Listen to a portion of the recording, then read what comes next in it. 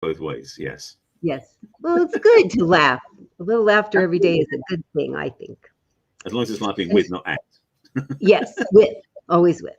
Yes. So, hi, this is Let's Talk About Dating with Barry and Christine on WGSN-DB, Going Solo Network Radio, TV, and podcast #1 Internet Singles Talk Network.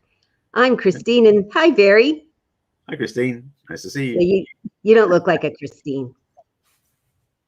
Without the hair, no, it wouldn't work. I know. Men look so distinguished with less hair, and not so much.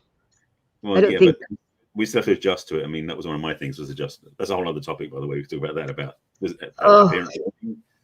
My late husband, too, because he had this huge bushy hair, and he had a very similar hairline to you when I met him. Yeah. But I saw pictures of him with lots of hair, dark hair. Oh, yeah. My green card picture when I was probably 24, 25. I'm like, and I had a full beard as well. So like, I'm going, I don't look like that anymore. No, wow. Oh, yeah. They would put you on a no-fly list if they saw that, because they go, this does not matter. He's probably a terrorist. So the topic this week is, can we read each other's minds? Yes, which we've just proven no. Really? We had no idea what we were going to talk about just then. Right. Okay, so we'll see you next week. Bye. No.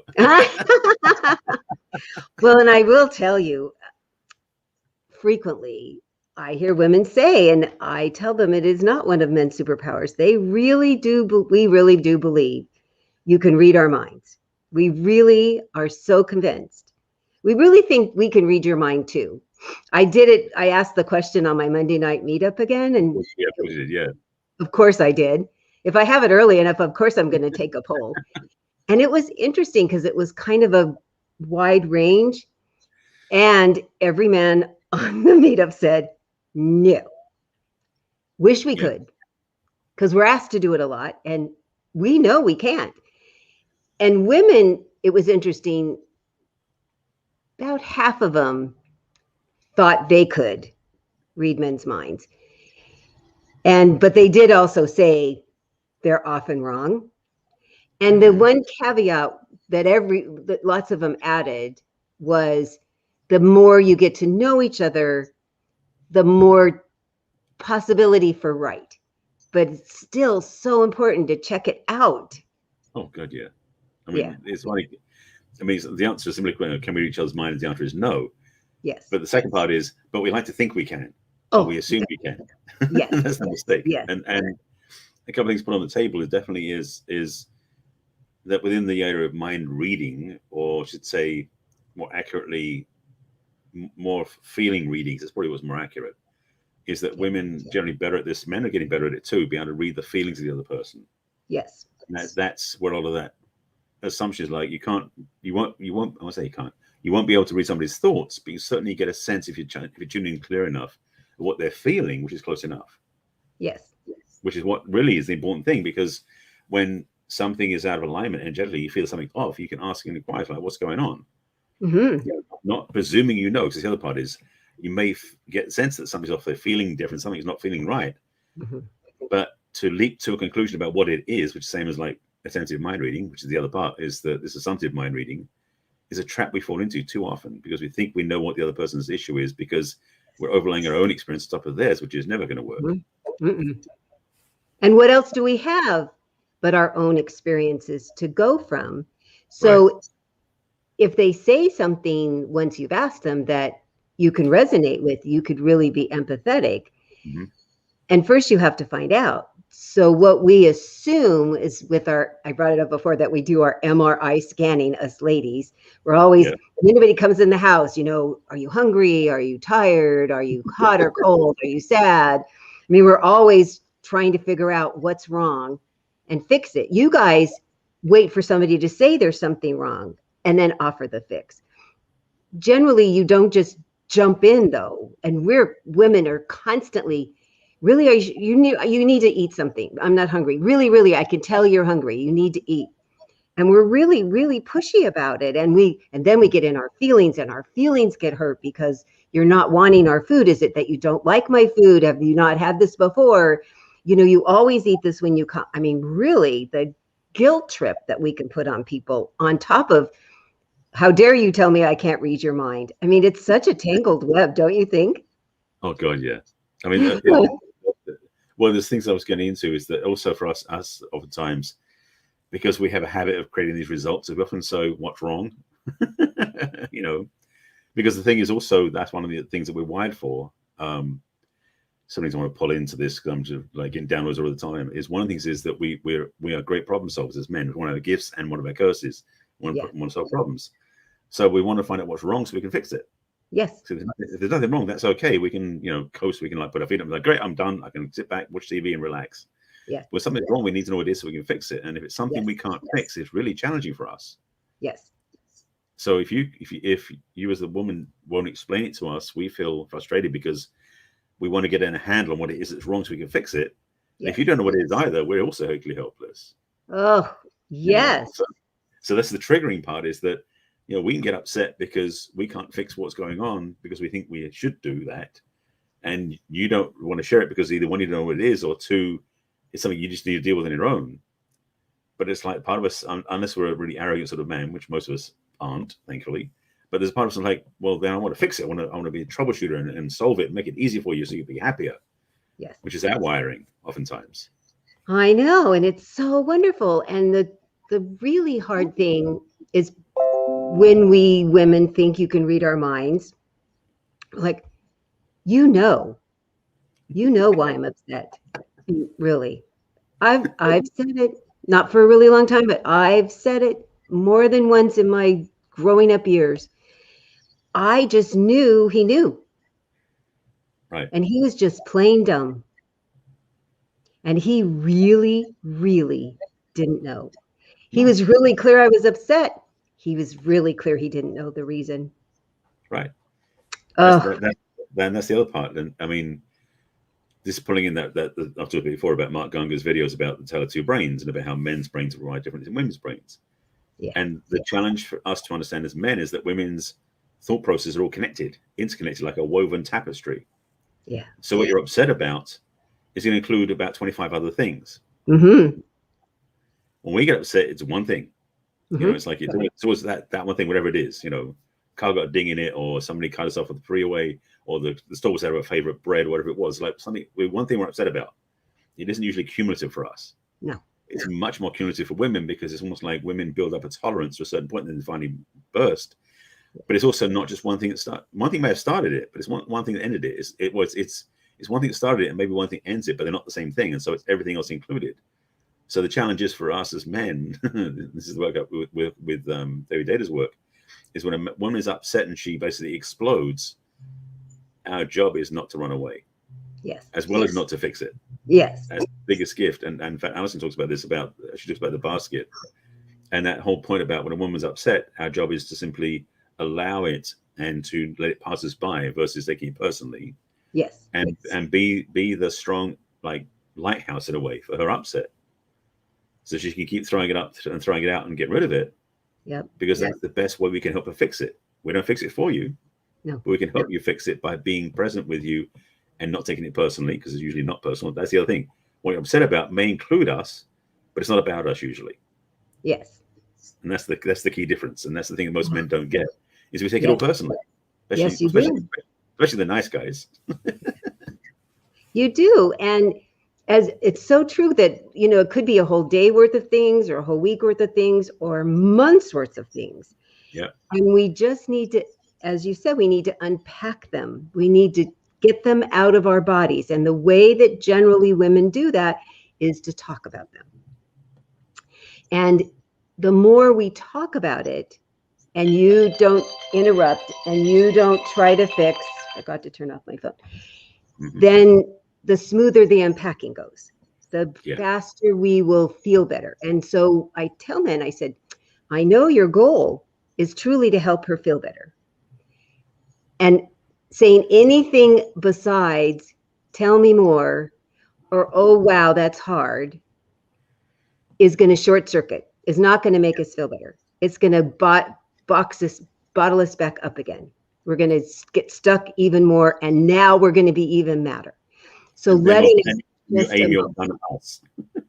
Yes. Yes, because let's say it starts out with not much to do with you at all, and now it's going to become about you, and you don't want that. You don't want to become the target at all. Right. You Yeah. want to become the knight in shining armor hero, which allowing us to just talk about it is so magical. I mean, it's so funny, the men that I have taught that to do, to just don't say anything else but tell me more, or, oh, wow, that sucks. They come back and they go, it was the hardest thing I've ever done. And wow, it really worked. Go, yep, every time. And from the woman's side, to set it up, generally before you're upset about something, to have a conversation, you've had a nice dinner and you're talking and you say, what really would work for me the next time I'm really upset is I know you want to help me feel better. And what would really help me feel better is if you just said, we're quiet. You could just be quiet and not say anything. Or if you want to say something, you could say, oh, wow, that's hard. Or you could say, tell me more. And then I promise, Scout's honor, if you do that, if you just are quiet or just say those words and let me just keep talking, when I get done, I promise I will feel better. And isn't that your goal? So because men don't function this way. When you're upset, you go do something. Yeah. When we're upset, generally we want to talk about it. Absolutely. And usually what we're talking about is, why I'm upset, which isn't productive at all. That's we're fine. I'm fine. There's nothing wrong. I'm fine. And that's the mind reading part. It's like, you should know what I'm upset about. It's like, I don't know what you're upset about.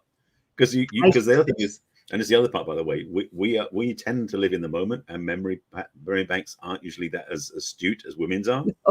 We have good memories, but women remember everything that happened for the last 4 or 5 years at least, and we can remember better what we had for breakfast. Yes. So yes. The challenge is when you say to us, you know what I'm upset about, it was Tuesday 2 months ago that I said something to you when you were getting dressed, and you didn't, and I didn't say the right thing to you, and you filed it away, and you saved it up for today. Uh-huh. And I had no clue that happened because it's going to have my memory back. Because reality, unless thing happening in that moment where you said something in that moment, I don't have a memory of it. It wasn't anchored. And so the understanding about the mind reading piece is so clear. It's like, it's good to know that's what's going on. The differences. I mean, Alison Armstrong says about, the problem women think is that they think that men are hairy women. We don't think the same way. We're wired differently. And so just to reiterate a couple of things that you said, that the men shouldn't do when a woman's upset is one, to basically just go, that'll be okay. It'll be fine. Not going to work. To try and soothe her in the middle of upset. Far from the right thing to do. Let it get out of the way. Second thing is, don't be a detective trying to figure out what's wrong. It's like, how did it happen? Why did it happen? Let me fix it type thing. And the third is definitely not try to be the plumber trying to fix things there and there. It's like, let it go, let it come, let it flow out, let it completely. And the other one as well, which is just important, is don't run away. Because that's another thing that men, I used to do it when one gets upset, I'd bail, I'd run away. And that doesn't work, because the truth is that for what a woman's feeling is almost having a safe place energetically with her man, especially in relationship. One of the greatest gifts we can give, the men can give to a woman. So it's profoundly important that we recognize that it's safer in the eye of the storm, so to speak. Yeah. Like that. That's a good way to look at it. Well, Alison talks about the storm, that energy. And it's so true. It's like it can, for us men, the woman launches that volley of upset towards us, it can feel like a hailstorm. So imagining that when we're standing close and we hold a steady space, it's the eye of the storm. It's the safest place to be. It's counterintuitive for us. But recognizing that when we do that, then it's actually going to be safer, because first of all, she can feel our presence. But secondly, she can let it go, and we don't change that flow. It's like we're almost saying it's almost like the best way that she can be free is to let it go and let it flow out. And the less we interfere with that flow, the better. Mm-hmm. So, yeah. Oh, it's so true. And one of the other real hard things for us women is to ask for help. Oh. We think we should be able to do it ourselves, or we could do it better, or they're not going to do it at all. And so this is partly learning to ask for help, to express to the man, I get that you want to help me. And no, good guys like things to be peaceful, and they will do so much to have things be peaceful. Yeah. They will do all sorts of stuff that's outside their comfort zone if they hear really clearly, and it proves out that if they're going to do this weird thing, because it feels very weird to you to do it, that we are going to feel better. And they see a demonstration of us feeling better. So it is a form of asking for help, and it nips it in the bud. It really does. Like, so if we go back to that 2-week thing in the bedroom, and I said something to you, and I felt, oh, he just ignored me, blew me off. Who knows what you were thinking about, something that I didn't get your attention. And so now if I say at the time, hun, I really need your undivided attention just for 5 minutes because I need to say this thing to you. You'd go, oh, okay. You'd say, fine. You'd put on hold whatever you were thinking, or you'd say, I just wanted to finish this thought. Okay, now I'm here. Right. And such amazing communication that I now don't have this thing to blow up about in 2 weeks. And I love people go, well, it's really hard. I go, anything new is hard. Everything new to learn, to do, a new exercise program, a new phone. You know me, I hate changing phones. Oh my God. A new car, you can't just push the button without looking. You have to remember where the buttons are. Everything new is hard. And your heart and your emotions and your close, intimate, romantic relationships are so important. Okay, I think you can do a couple hard things. Really. Yeah. That's not a very good excuse to not do something because it's hard. Right. I don't buy that excuse at all. Well, the difference is challenging for some people. So yes, definitely that thing when it changes things, it gets hard because it's not what they used to. And that unfamiliarity is one of the challenges. But the reality is, for what we're teaching here, it's going to be unfamiliar for most people. Yeah, it's going to be that challenging because it's not normal, not natural to the way we used to do things, and so it is going to be trying on new things. It may be clumsy at first, but it's mistakes. Is what you said, which I want to again reiterate is when women are starting to feel something come up, to take the time to schedule a conversation with their partner to say, I just want to talk this out to get it out of my head, and it may be about the guy. But it's not for the guy to take personally, which is the trick for us, is to really get that clearly. We don't take it personally. And I know we're talking one way from women to men, but we'll get to the other part later on, is recognizing that by being witnessed, by being listening, it's probably 90% of the healing that has to happen versus us trying to explain ourselves or apologize or whatever it is that we think we need to do. Yeah. Because that's the other part too, is again, back to the problem solving thing. When a woman's upset about something we did, we think we need to apologize to fix it, because we want to fix it. Yeah. And sometimes it's just listening is all we need to do, which is one of the weirdest things, because part of it goes, but I didn't do anything. Because that's what we think. We've got to do something. Oh, yeah. As you say. Oh, yeah. There's not physical action. Right. So it doesn't feel like anything. I really get that. They're like, but what am I going to do? Okay, the doing is listening. Yeah. I get that it's not a physical action. It really is a doing. Yeah. Which is transformational for us. I mean, I know for me it was just to recognize it's like, I don't have to go anywhere. I don't have to do like 27 Hail Marys and do 17 other things. No, just be present. 14 push-ups. Yeah. Exactly. I have to get out my tools. It's like, just be present. That feels so innocuous. And so like not doing something, because that's the thing, is it's because being still is not an activity. So of course it feels like we're not doing anything. Yeah. And so it's such a gift. In a way, it's like it's a secret for us because we don't have to do anything. I mean, we don't have to move. We can stay present. It's the easiest thing we can do, really. But of course, there's part of us afraid about being attacked, because that's the other part of it too, is that we know women usually have much sharper words than we usually have. Oh, so we're so mean with our words. We're so mean and condescending. Oh. And so the little boy in us gets scared, understandably. That's why doing things is great. It's a distraction from facing the pain of what could be thrown at us. So definitely that sense of, like, on our own part, we need to sort of tell ourselves as men, it's like, we're going to be safe. It's okay. Again, eye of the storm. Be present and let what's coming through come through and not take it personally. And we as women don't appreciate all this stuff that you're saying. I'm so glad you're saying it as an honoring for men who go, well, yeah, how good that you're saying this out loud for the women. And the women are like, really? They feel that way? Very much. Yeah. And that part too is the recognizing, again, that all that stuff's being thrown out. Maybe 1% of it is about us anyway. Yes. But the energy of it, we take it all personally, even though it's not about us 99% of the time. It's all coming past us. So all our job is that, all our role is is to be the space holder so that she can vent it out, clear it out, dump it, throw it up, whatever that is, energetically, so she can be lighter and back to herself again. Yeah. And that is the most powerful tool we have. Yet we don't think it is. We think you have to do something. So it's yeah. And one of the many gifts that men have is that you can be so single focused. You can focus on a task and you beginning, middle, end, where we're off, wandering around the house doing, oh, now I have to do that, but first I have to do that. And it's really so different. And when you take that single focus and it's on us, what, for any reason, we love it. Love it. When we're venting, oh, it's like a triple benefit. It feels extra caring.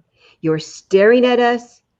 We know you're not thinking about anything else but us. Your body posture is completely energized towards us, and you're not interrupting. I mean, really, I want men to really hear what a powerful tool you have at your disposal if you just tweak it this little way of not trying to fix. Right. Just be your focusy self. And what I tell men is, because you're always trying to think, well, what's the point and how am I going to fix this? Let your brain rest, which you're really good at too. Do that. Here we are, yes. You're very much better at that than we are. We don't let our brains rest hardly ever, we women. So if you know, oh, it's going to be a benefit to you too, to let your brain rest and not have to keep, because you're never going to hear the point, never. And you're not going to offer a specific fix. It's this presence that's the fix. Right. You get to go, oh, at the end, look what I did. I mean, that's so cool for everybody. It's true. Another thing is that for men, a couple of things to clarify what you don't do when you're in that position. Because I said, what you said is perfect, absolutely right on. It's first of all, when we're staring at that woman, don't act like a deer in headlamps. Oh yeah, that's true. Have a sense of kindness in the air, in our gaze. It's like the more we can bring ourselves to compassion, despite what may be appearing at us, the better we're off we are. Yeah. It's like also don't stand protecting your junk, feeling like you got to protect yourself because it's not getting kicked in the balls. I mean, I'm being sarcastic. That's like the shift in mindset is again, eye the storm. It's like for us men to be with a woman when she's upset can be the scariest thing possible. Yeah. Especially if we have a history with parents or with mothers or with other past relationships or ex-wives that did that to us. Our comfort zone is minimized on that. So to be there in a place that is, but demonstrating trust, that's what it is. Yeah. That we're trusting you to also not attack us. At the same time, we're there to hold space, not to fix you. So it's like it's a reciprocal arrangement. So again, just looking at with soft eyes, not like staring, trying to dominate or anything like that. Yeah. And also not trying to protect ourselves physically by putting our hands in front of her stomach or our balls. It's like be there, listening, and be present to what she's saying, so she can be free. Yeah, it's essential. It's really essential.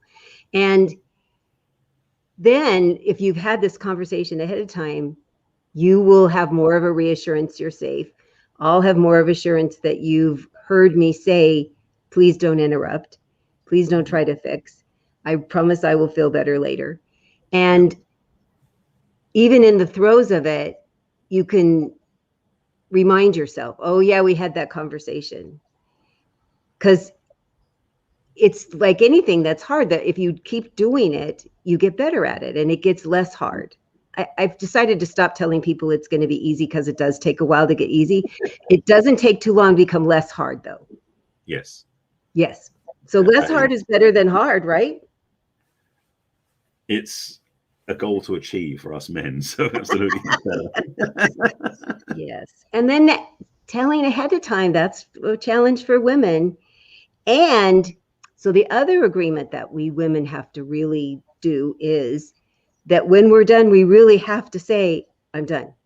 Yes. If you need to talk about it more, then say you need to talk about it more. If you've said, I'm going to feel better after this, you can't bring it up again. The same thing. If it happens again, yes, but not the same thing 2 weeks ago or 6 months ago or 5 years ago. Once you've had the talk out, You need to let it go. And oh, that's a chat. That's when we're like, well, that's really hard. I go, I know. They're doing something. You're hearing the hard thing they're doing. You get to do something hard too. Nobody gets out of this without learning to stretch emotionally. And part of that is really for us men, is that we are basically learning how to trust that when you're upset, it's safe enough for us to be with you. Yes. So if you don't do those things you said, if you hold stuff back, or you decide to come back with a retaliation, like once you walk away, like hitting us over the back of the head with it, that isn't kosher. So it's not, you know, it's like not to be meant to be revenge purging. Yes. Oh, yes. No. And the other thing is, because generally men like to go do something to get their feelings out.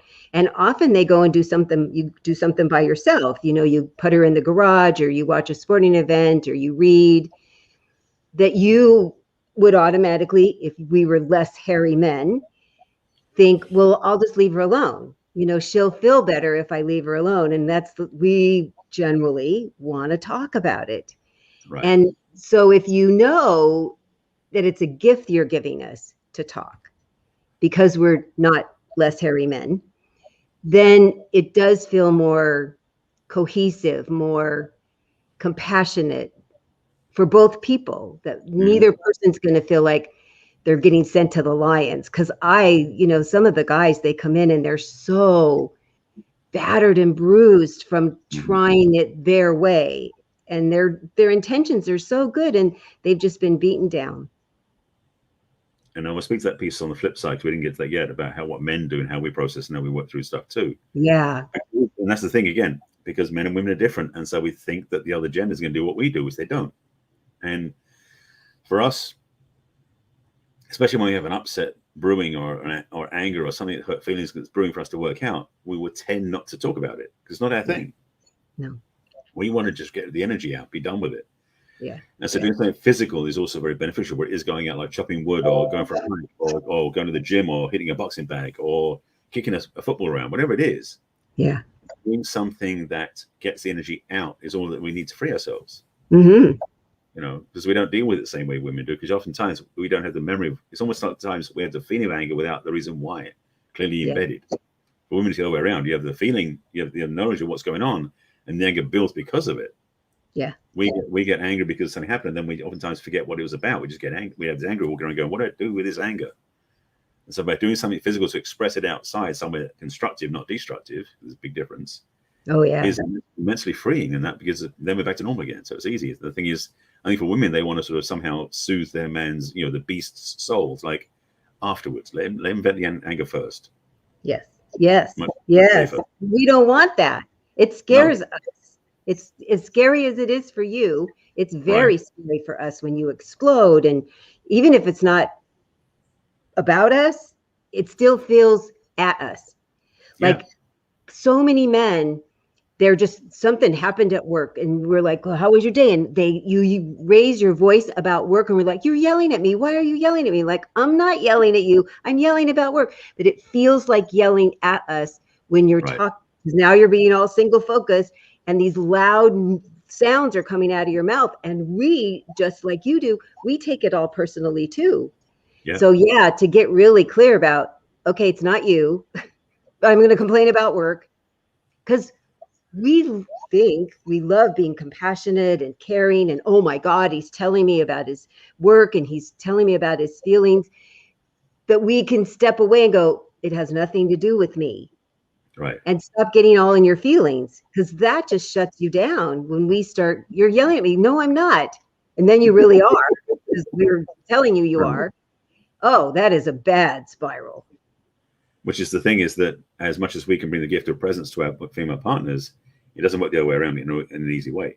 No. Soothing afterwards, yes. But holding space during, that's really, that's the role of the masculine, pure and simple. Yeah.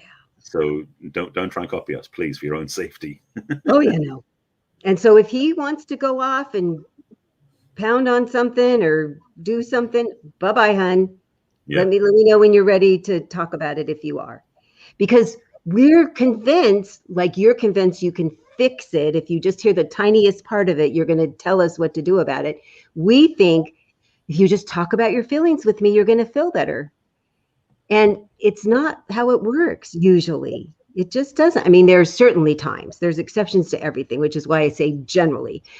And generally, you don't want to talk about your feelings right away. You want to go do something with the biggest part of it, right? And then, so what, from the guy's point of view, what is kind of the pattern, and how is it best for us women to support you when you're having an upset about something?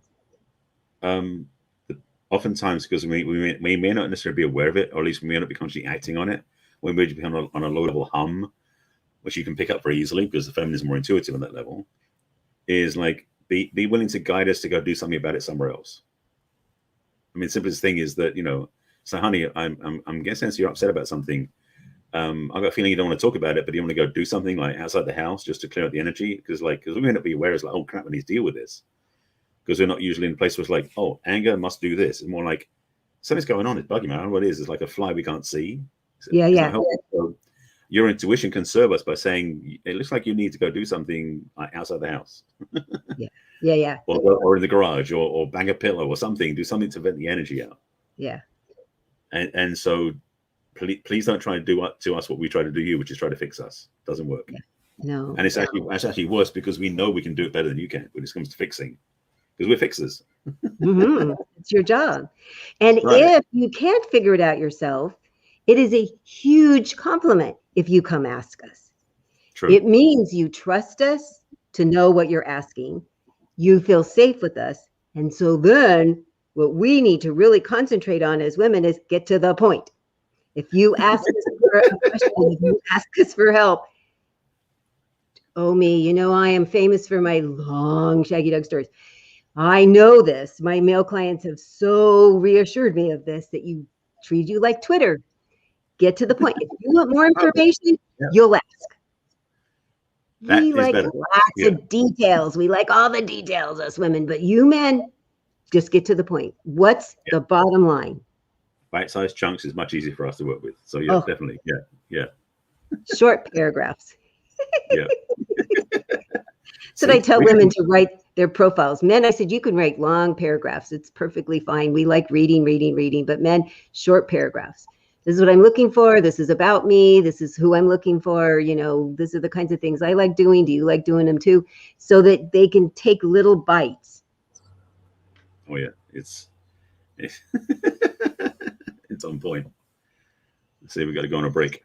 Yes, so we'll talk more about what men and women can do so that they'll stop getting frustrated with each other when they really don't read each other's minds very well. Exactly. We'll be right.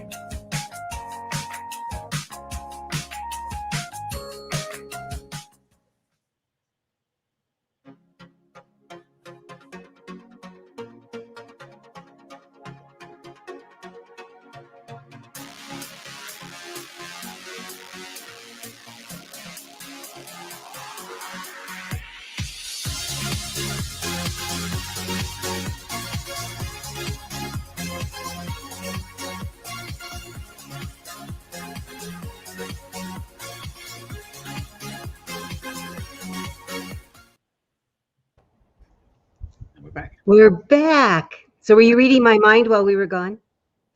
No, it's too much noise in the background of all these commercials.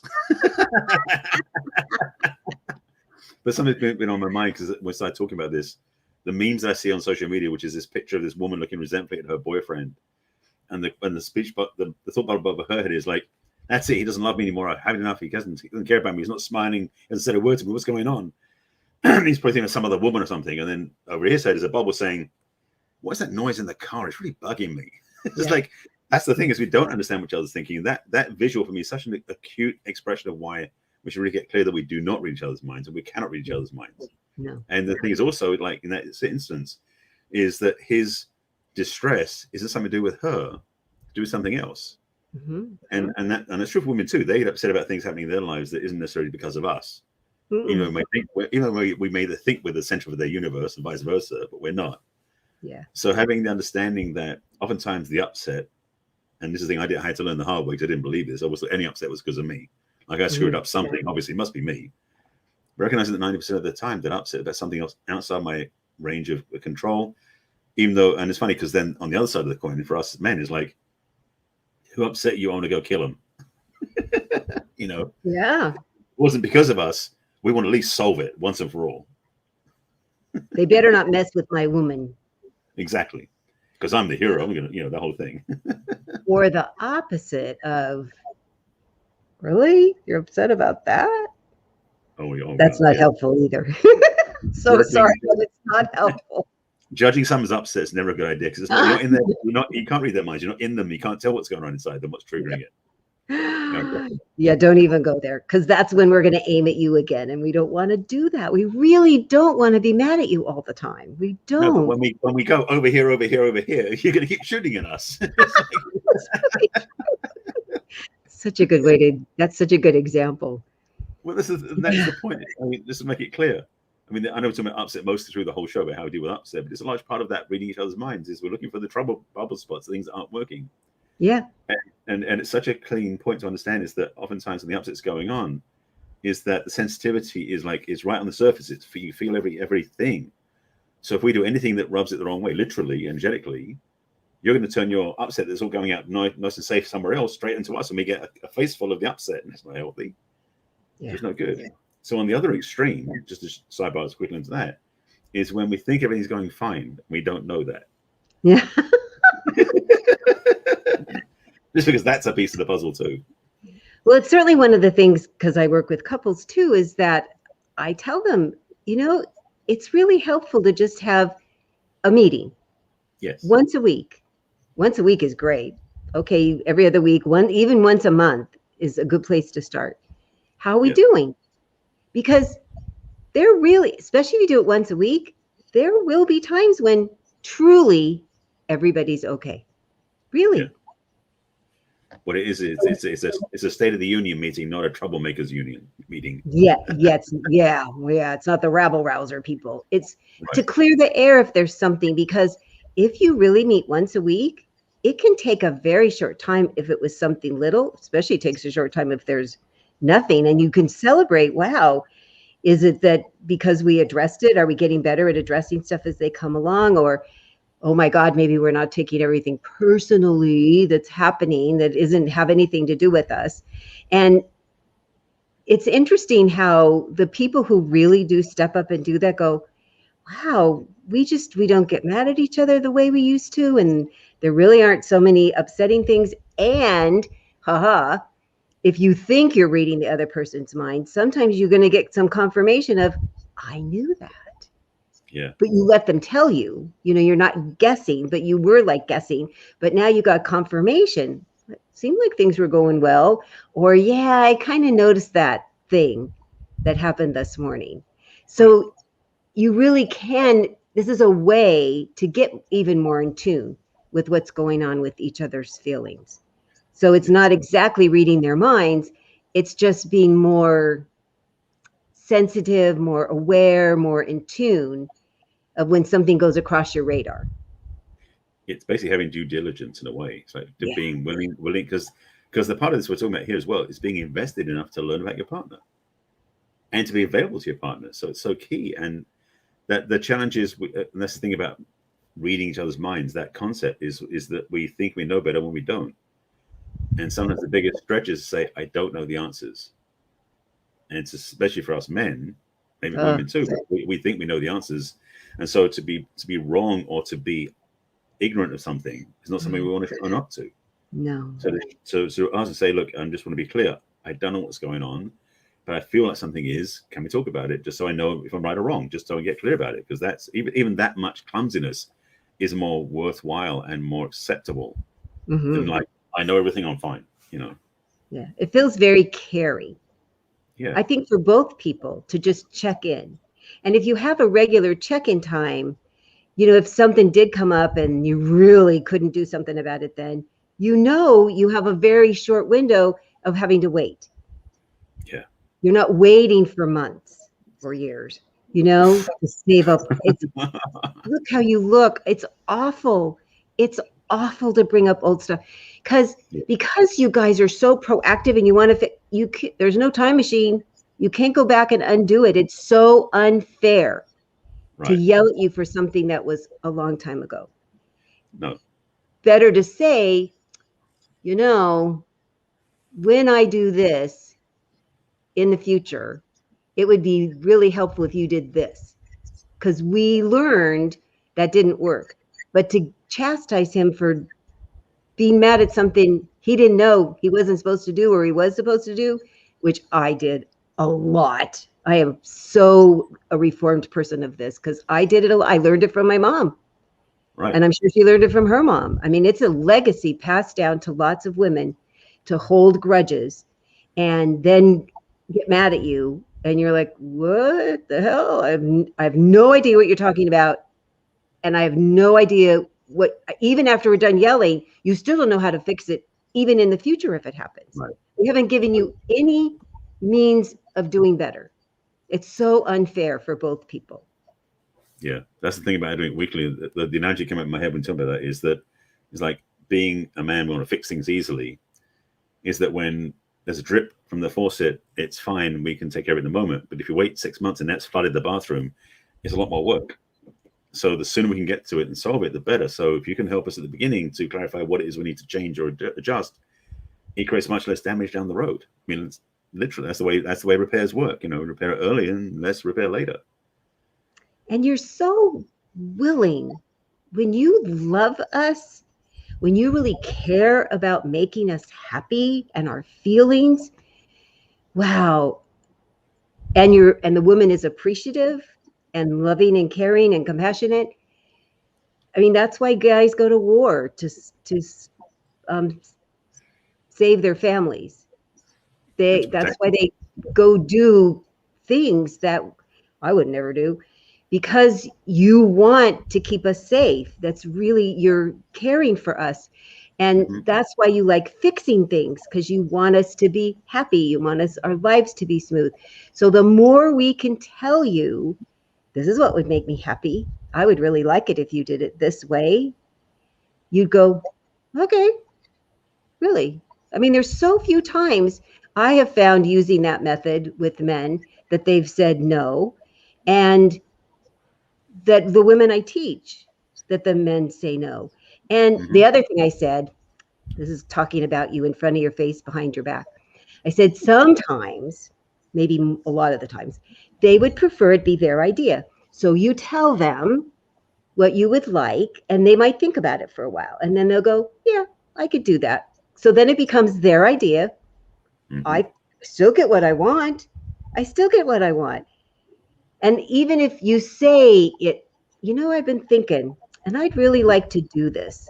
I'd like to make this change. Don't say it was my idea. I know it's really hard. Yeah, being attached to being right you don't need it. Dr. Tony Gratt. You got the gravy. You're already ahead of the game. Yeah. Yes. Did you get what you wanted? Yes. Then shut up. Shut your mouth. Oh, I say this to women all the time. And I had to, it was so tempting in the beginning. Did you ever listen to Dr. Tony Gratt when she was on the radio? Don't think so, no. Oh, she was like Dr. Laura. She was a radio psychologist. And she used to say to women, do you want to be right or do you want to be loved? Mm-hmm. Those are your choices. It's I've heard one. that forever. Like, do you want to be right? You want to be happy? You want to be right? You want to be loved? You want to be right? Yeah, all those things. Because the truth is that right is never usually a beneficial path. It has this much benefit because you get to be right. But you want to be happy, you want to be loving, you want to be received, you want to be everything else. That's on the other side of it. So absolutely, make the right choice. Yeah. Yeah. You can go tell all your girlfriends, look at this really good idea I had, and now he's doing it. But do not say that to him. That's mean. It's condescending. And don't you want a man that's masculine and a he-man and comes up with good ideas and owns them and takes power around them? I think it's, once I figured that out, because oh my God, I was so stuck in the other side. I was like, wow, works really well. He feels good. I feel good. The world's a better place. And it sounds so simple, but boy, for women, it's practice. For women to actually be willing to let go of that need to be right. I mean, we have it too to a degree, but I think women have more attention to being right than we do. Yeah. And we think you have more. We really are. We've had lots of conversations in our little clutches that we think that, oh, he always has to be right. And it's often the circumstance where it's, you say you have this thought and we're like, it's not his thought, it's mine. Who gives a shit? I mean, really, that's what I have to say, really. Yeah. It's like, do you want the result or do you want to be right? Yeah. I mean, really, are you getting what you want? Isn't that the bottom line? Like for the man, he's being quiet, even though it's really difficult and feels so unnatural. You want us to feel better. That's how we feel better. So this is how you get your wish. Let it be his idea. Okay. Really? I know, but it is, I fought that battle. I did. So I am very sympathetic about it. Oh yeah. My mom had to always be right. So my first marriage, I had to be right. And there was lots of yelling about that. It was terrible. This is the point. We definitely can't read each other's minds. No, we do not. We do not. And don't try to fool yourself that you do. Right. And that's the thing. I mean, that's what this whole conversation, I mean, it's reflecting what we said. I mean, we did cover the extremes in a lot of ways, but the reality is when we start to really inquire and be willing to talk and to communicate and to actually speak to the other person from a place of saying, you know what, I don't know the answer. Yeah. Because there's another part of this process too, is just like, will you help me clarify this so I understand better and know what's going on? Yeah. That's a step down for us as men, definitely, because part of our makeup is to be right. That's one we do. It's like, you know, because when I'm right, I believe that I'm trustable. When I'm trustable, that means I'm being loved. So we have a stair step from right to all the other things. When reality is, it's the other way around. It starts with the loving, then you build the trust, and so on. But being right is so not necessarily part of the picture. Yeah. And so having that willingness, that humility to ask for clarity, to ask for help, to say, I don't know the answer to this. Can you shed some light for me, or can you show me what would help you best? Is I mean, frankly, when a man tells a woman, not out because this isn't out of weakness or about of just not being willing to take responsibility. For a lot of times when we ask a woman, what would she like best for her that we can do for her? For a lot of women to know that from a man's point of view, it's a very humbling thing for us to do that, because it's us admitting we don't know the answers. And it's not about a place of weakness, though. It's humility, which is very different. And I know, like the thing is, reflecting back on this date I had a while ago where we're going to go out to eat. And it was like I was gonna actually ask her before she told me ahead of time, what is a dietary restriction, so I know what's because I'm choosing where we're going. That's the thing. I'm doing the masculine role, taking charge. But a little help, please. Yeah. Let me know what you can't eat, so I know I choose the right place that you'll enjoy, not just me. Because I don't know, because this is our first date, we didn't know each other's food preferences. So even that level of simplicity to actually say to a woman, like, I want to take care of everything. However, just to make it easier for me, can you at least give me this piece of the picture so I can build from there? Yes. It's like having the jigsaw puzzle and the box lid. Yes. And like the whole famous thing we've talked a couple of times about is, where do you want to eat? You've gone out with somebody a little while and they go, and the woman says, I don't care. And so you go, how about Chinese? Well, no, not Chinese. I had it for lunch. And so you say, I don't care about anything except Chinese because I had it for lunch. So now you eliminate the poor guy suggesting Chinese and now you get to disapprove of him, which is so mean. It's mean. Yeah. Because you want to know when you ask somebody what the limitations are, so tell them ahead of time. So that's why I had 3 different restaurants. I had to pick because they closed, but the ones I'm now going to, I go and I tell them I'm coming, and I give the guy 3 different choices. So they're different price points, different kind of food. And I know the people are expecting me, and I know, because I can't eat cow's dairy stuff. So I know I have really fun variety of things on the menus, and he'll feel like he won because he's taking me someplace that I like. Yeah. But this is, again, is the thing about stop mind reading, be willing to communicate. And it's like, if you want your man to win, set him up for success. Yes. Don't shoot him in the foot. No. And we do unintentionally. Yeah. That's the thing. All this stuff that we're talking about is so 90% of the time, it's just because we're different and we don't know the differences. Right. And so it's so unintentional. It's very unintentional. So if you can have compassion for yourself and for the other person, then you can be more generous about, well, I could make you have a success, so I will tell you the kinds of food I like, or the kinds of food, the places I like to eat.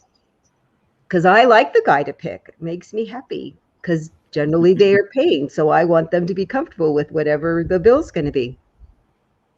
And yet I've taken charge of places that I'm comfortable going, and that people expect me to be there and look out for me, because I don't expect them anymore to be able to read my mind. There we go. And so, so just opening up that piece from people understand is that, first of all, because again, we are different. So when you're on a date for a few times with somebody, you can say, I'd love to explore things I love with you, versus let me take you out on some things and hopefully you'll enjoy what I already love. Yeah. That shift of the wording is so important, because then she'll say, you know what, I just let you know I have certain restrictions or I have certain preferences. If that fits what you're doing, great. If it doesn't, let's do something else. Yeah. There's no losing in that. Although some people think there is. It's like you can actually have what you want by asking, by connecting, by communicating, so much easier. And you're being very grown up. Okay. See, fish. There you go. Good. You would tell them you only like fish. So they would pick a place that has fish. Yeah. And you like that as guys. If we give you an assignment, you will research. Damn straight. It's going to look good when we get there. Like, look at how this place only has fresh fish. Yeah. Seriously, if you told us like you only, obviously we want to have things we like to do too. So if you're vegan only, that isn't my preference at all. I eat everything, so I'm fine with that. But if you only eat fish, or you only eat poultry, or whatever that is, you make my life so much easier, and I can win, which is great. So then I can make you happy, and I can be happy too. That's a double win. Let's do that. Yeah. Yep. So, wow, we got to really research this subject and really talk a lot about the different directions that we can go when we admit we can't reach each other's minds. Yes. And if you want to hear more about it or talk to us directly, you can contact us. My website is www.theperfectcatch.com. You can sign up for a complimentary conversation with me if you click on what's holding you back from love. And you can also send me an email at christine@theperfectcatch.com. And you can find me on Facebook and LinkedIn and Twitter and Pinterest and YouTube and Instagram. Hey, I got them all this time. Well, you've helped me so many times. I think I just have to count on 6 fingers and know I still have one left. I know. And Barry, tell people how they can reach you. Absolutely. So the same as Christine, I have a website, and also have where you can reach me to talk about things. My website is barryselby.com. You can also connect there. There's a Let's Connect and there's a Let's Chat type icon on there, or you can just go to barryselby.com/chat to just schedule a conversation with me to basically we figure out where you are and what you're looking for and how we can work together. And if we want to work together, let's be clear. You can drop me an email at barryselby.com, and on social media, I'm all over the place. I'm at Barry Selby on Twitter, on LinkedIn, on Pinterest, and on Clubhouse, and on That's one of those. Because Instagram, it's the real Barry Selby, where I'm getting pretty busy there now. And on Facebook, it's Barry Selby, the author. And there's one more, which will come back to me. Twitter, YouTube. Oh, YouTube is also Barry Selby. That's There the you one. go. I got 7 because I have Clubhouse as well. Oh, that's right. Well, I don't have 7 fingers yet. 7 fingers worth. I have So Clubhouse we'll be back Yes. next week talking about another scintillating subject about dating at We will 1 do. o'clock Pacific and 4 o'clock Eastern and all the other times in between. And we appreciate when you put comments up and watch this and share it with your friends. And we're very excited that you're listening to us. We're very appreciative. Value. And as long as you get, and especially if you're getting value, we love that too. Yeah, let us know if you've learned things. Absolutely. So we'll see you next week. See you next week then. Take care. Bye. Bye.